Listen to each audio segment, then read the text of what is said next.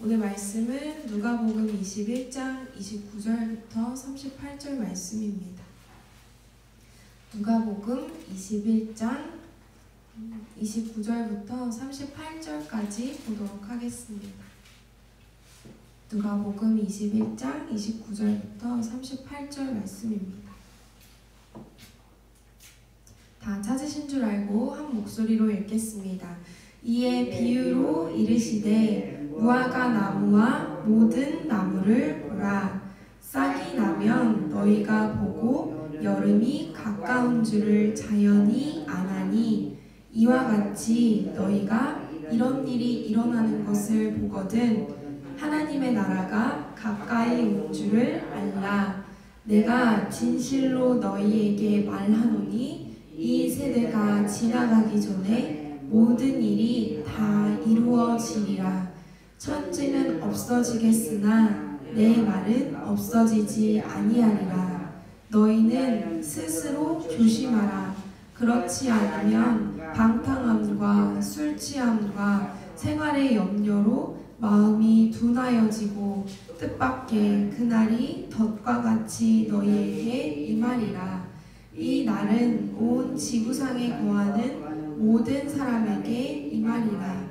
이러므로 너희는 장차 올 이 모든 일을 능히 피하고 인자 앞에 서도록 항상 기도하며 깨어있으라 하시리라. 예수께서 낮에는 성전에서 가르치시고 밤에는 나가 감람원이라 하는 산에서 쉬시니 모든 백성이 그 말씀을 들으려고 이른 아침에 성전에 나아가더라. 아멘. 앞서서 예수님께서는 인자가 구름을 타고 능력과 큰 영광으로 오게 되는 때에 어떤 일들이 일어날 것인지에 대해서 말씀해 주십니다.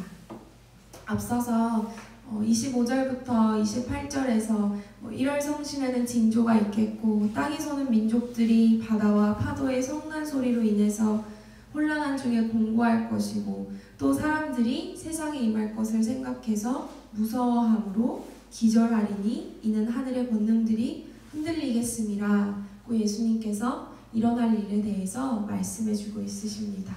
그렇다면 예수님이 다시 오시는 때에 예수님을 믿지 않는 자들에게는 무서워서 기절할 정도로 그런 날이 되는데 성도들에게는 어떤 날이 될까요? 예수님을 믿는 자들에게는 예수님이 다시 오시는 날이 어떤 날이 될까요? 예수님의 재림이 어떤 날이 되냐면 28절에서 저희가 본 것처럼 이런 일이 되기를 시작하거든 일어나 머리를 들라 너희 속량이 가까웠느니라. 성도들에게는 예수님의 다시 오심이 무서워서 기절할 정도로 그런 날이 아니고요. 심판의 날이 아닌 오히려 성도들에게는 기쁨과 구원의 날이 될 줄을 믿습니다. 그래서 계속해서 오늘 본문에서도 무화과 나무와 모든 나무의 비유를 들어서 예수님께서 다시 오시는 것, 즉 하나님의 나라가 가까이 왔다라고 비유를 들어서 설명해주고 계십니다. 계속해서 예수님께서는 인자가 이 땅에 다시 온다고 말씀하고 가르치고 계세요. 예수님께서는 제자들에게 또한 앞서서 인자가 이 땅에 다시 오는 날이 믿지 않는 자들에게는 심판의 날이 될 것이고 믿는 자들에게는 기쁨과 구원의 날이 될 것이다 고 가르치시죠. 그렇다면 예수님께서 제자들에게 말씀하시고 시간이 오늘날까지 2000년이 넘는 시간이 흘렀어요. 근데 예수님께서 오셨나요? 아직 오시지 않으셨어요. 그 시간 동안 예수님의 다시 오심을 고대하고 기다리고 소망했던 소망이 점점 흐려져가고 점점 희미해져가고 있어요. 예수님께서는 정말 다시 오실까요? 정말 믿으십니까? 정말 예수님의 다시 오심을 믿으십니까? 그렇다면 저희들은 예수님의 다시 오심을 준비하는데 어떻게 준비해야 될까요? 늘 준비하고 깨어있으라고 말하는데 과연 성도들은 예수님의 재림을 어떻게 준비해야 될까? 오늘 본문을 통해서 잠시 살펴보도록 하겠습니다. 어떤 자세로 예수님의 다시 오심을 준비할 것인지에 대해서 잠시 살펴보겠습니다.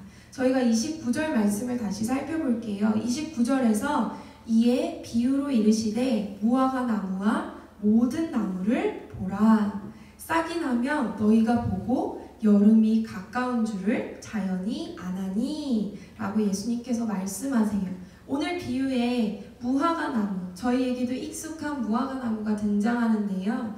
이 무화과 나무는 낙엽수에 속하는 나무예요. 상록수는 늘 푸르러서 상록수죠. 그런데 낙엽수는 계절을 타요. 그래서 겨울이 되면 잎이 떨어지고 봄이 되면 싹이 돋는 그런 나무를 낙엽수라고 하거든요. 무화과 나무도 이 낙엽수에 속했어요. 그래서 사람들이 팔레스타인의 흔한 이 무화과 나무를 볼 때 싹이 떨어지는 것이 싹이 나는 곳을 보고 이제 곧 여름이 가까웠겠구나 라고 자연스럽게 생각한다는 것이에요. 저희가 31절 말씀을 읽겠습니다. 31절입니다. 시작! 이와 같이 일어나는 것을 보거든 하나님의 나라가 가까이 온 줄을 알라.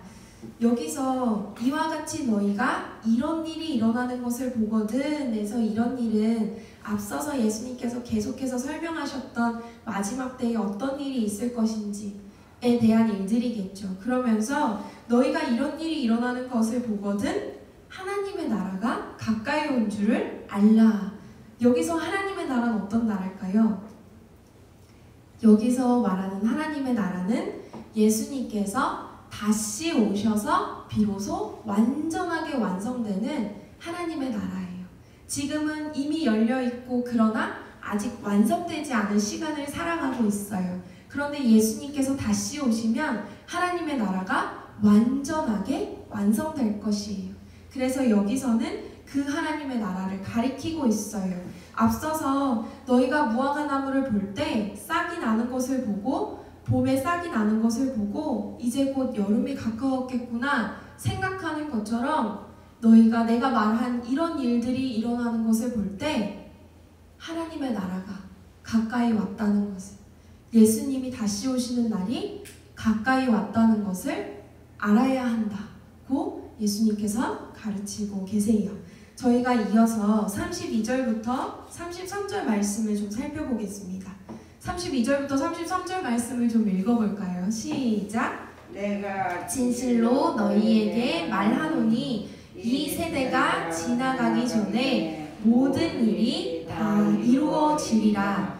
천지는 없어지겠으나 내 말은 없어지지 아니하리라. 아멘.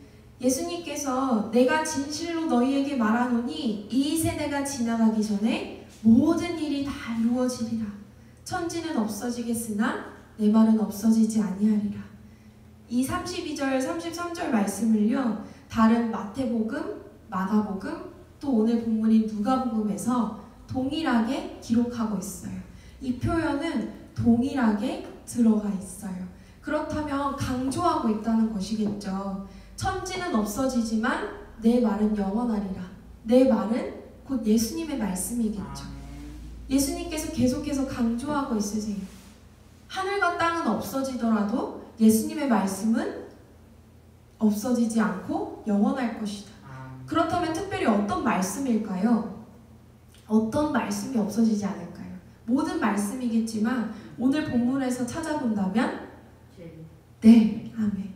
예수님께서 반드시 인자가 이 땅에 다시 온다는 그 말씀이 사라지지 않는다는 것이죠. 반드시 이루어진다는 것이에요. 마태, 마가, 누가에서 동일하게 기록하고 강조하고 있는 것처럼 예수님께서 이 땅에 다시 오시는 그 일이 2000년이 넘는 시간이 흐른 지금에서도 제자들에게 말씀하신 것처럼 오늘 이 성경을 읽는 저희들에게도 동일하게 강조하고 계신다는 것이에요. 그러나 그때는 누구만 아실까요? 오늘 누가복음에서 기록하고 있지 않은데요. 다른 본문에서 기록하고 있어요. 아들이 다시 오시는 그때를 누구만 알까요? 예수님이 알고 계실까요? 예수님이 다시 오시는 때를 예수님 자신이 알고 계실까요? 아니요, 몰라요. 다른 본문에선 정확하게 기록되어 있는데요. 아들이 다시 오시는 그때를 하늘의 천사들도 모르고 아들도 모르고 오직 아버지만 아시느니라고 기록하고 있어요. 예수님께서 계속해서 강조하시는 거예요. 내가 다시 오는 때를 예수님 자신도 모르시는 거예요. 오직 하나님 아버지만 아시는 거예요. 그래서 너희는 기도하고 깨어있으라고 말씀하시고 있으세요. 저희가 살펴보겠지만 그렇다면 2000년이 흐른 지금도 예수님이 다시 오시는 그 말씀이 사라지지 않고 변하지 않는다면 우리가 예수님이 다시 오심을 어떻게 준비해야 될까요? 성도님들은 예수님의 다시 오심을 준비하고 있으십니까? 예수님이 다시 오신다는 그 사실을 정말 내가 오늘 하루 붙들고 계십니까?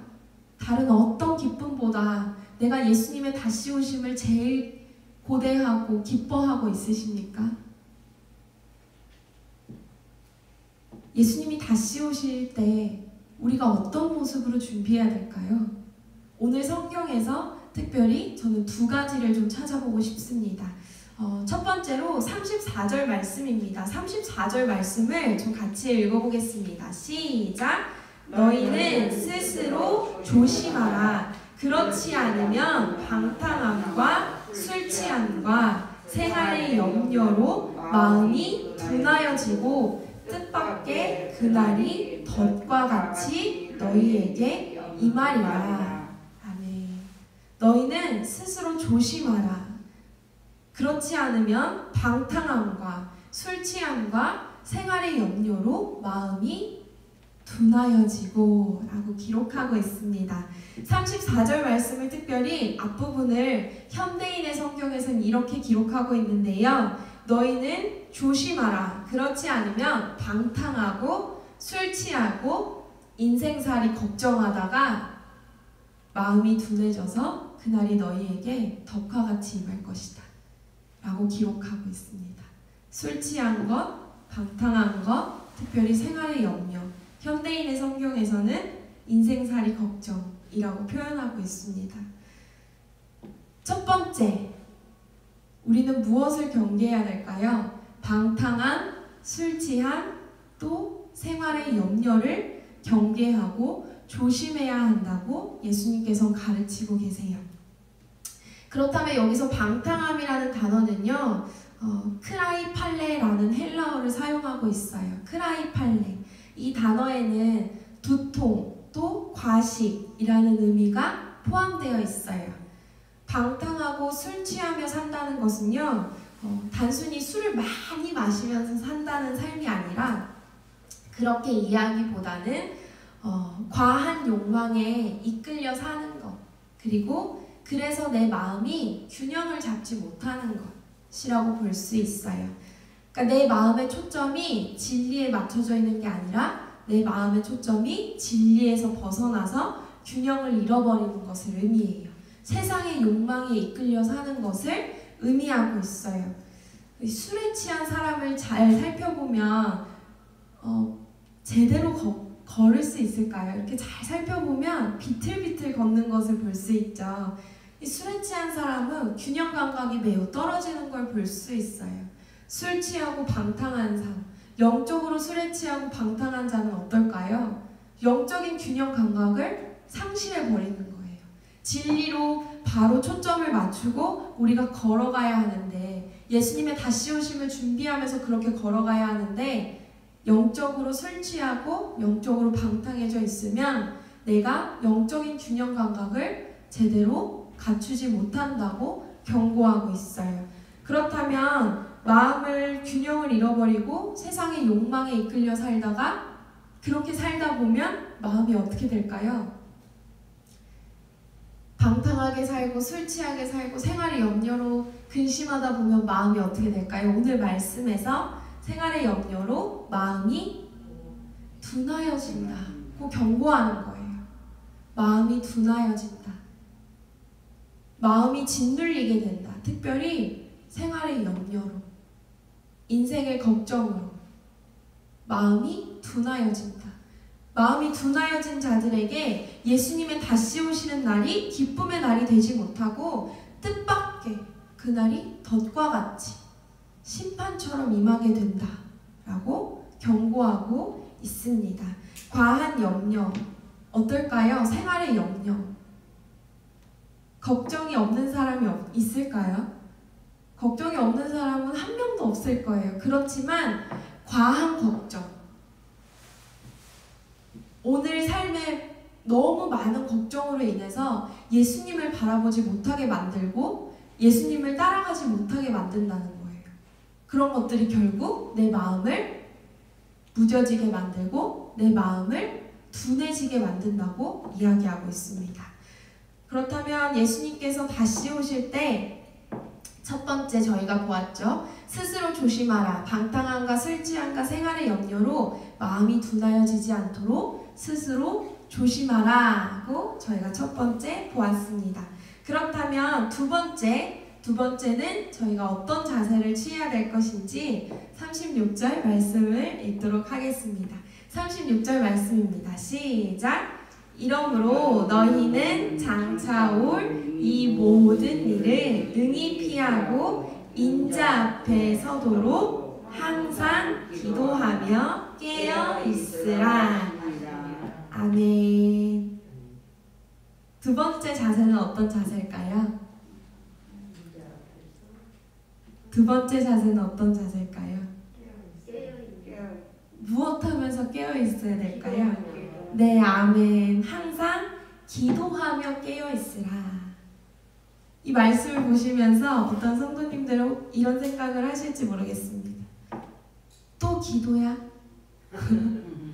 하는 생각이 드실지 모르겠습니다. 그런데 왜 예수님이 제자들에게 직접 이렇게 가르치시면서 기도를 강조하셨을까요? 그만큼 중요하다는 것이겠죠. 성도의 삶에 기도가 빠져서는 안 된다는 것이겠죠. 내가 오늘 하루 기도하지 않았는데 잘 살아간다고 생각한다면 조심해야 한다는 거예요. 오늘 하루를 기도로 살아야 한다는 거예요. 특별히 성도들은요.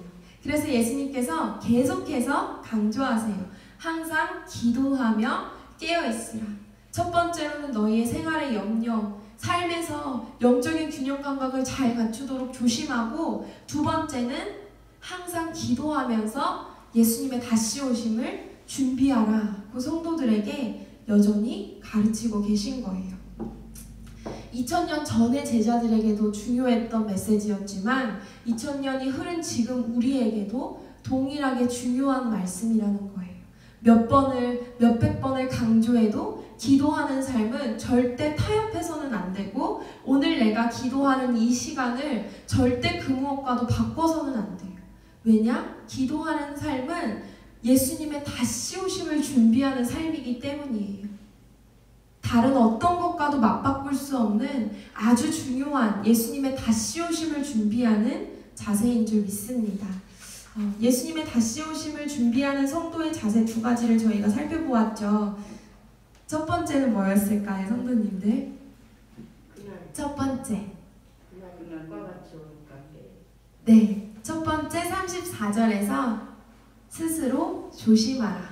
특별히 생활의 염려로 인해서 마음이 둔해지지 않도록 깨어있으라.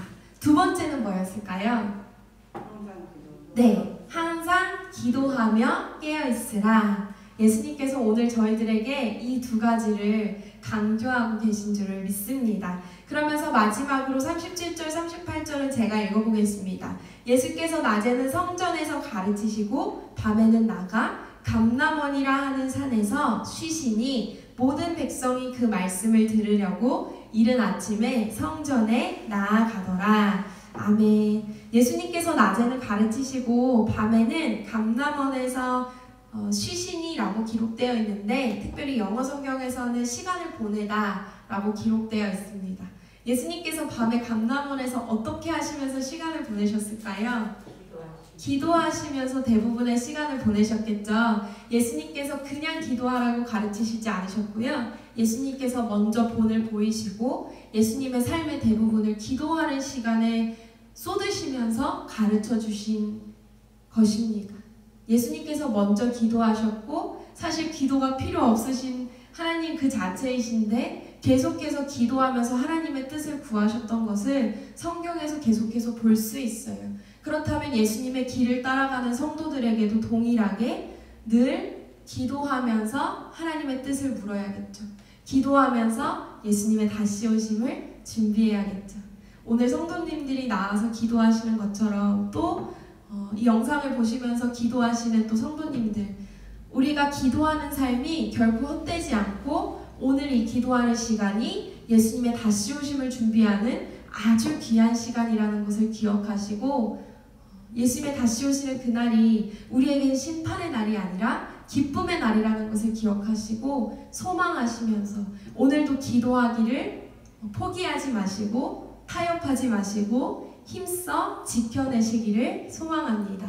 기도하겠습니다. 사랑의 하나님 감사합니다. 오늘 짧은 이 시간 또 말씀을 묵상하였습니다. 예수님께서 계속 인자가 이 땅에 다시 오신다는 것을 강조하고 있으시고 우리가 능히 인자 앞에 설 수 있도록 항상 스스로 조심하고 생활의 염려로 마음이 둔하여지지 않게 깨어있으며 항상 기도하라고 우리에게 요청하신 줄 믿습니다. 우리에게 가르쳐 주신 줄을 믿습니다. 하나님, 오늘 저희가 오늘 하루를 살아갈 때 기도하기에 힘쓰고 특별히 우리의 인생에 많은 걱정들로 인하여 마음이 둔하여지지 않도록 성령께서 우리를 늘 인도하여 주시옵소서. 사랑하는 예수님의 이름으로 기도드립니다.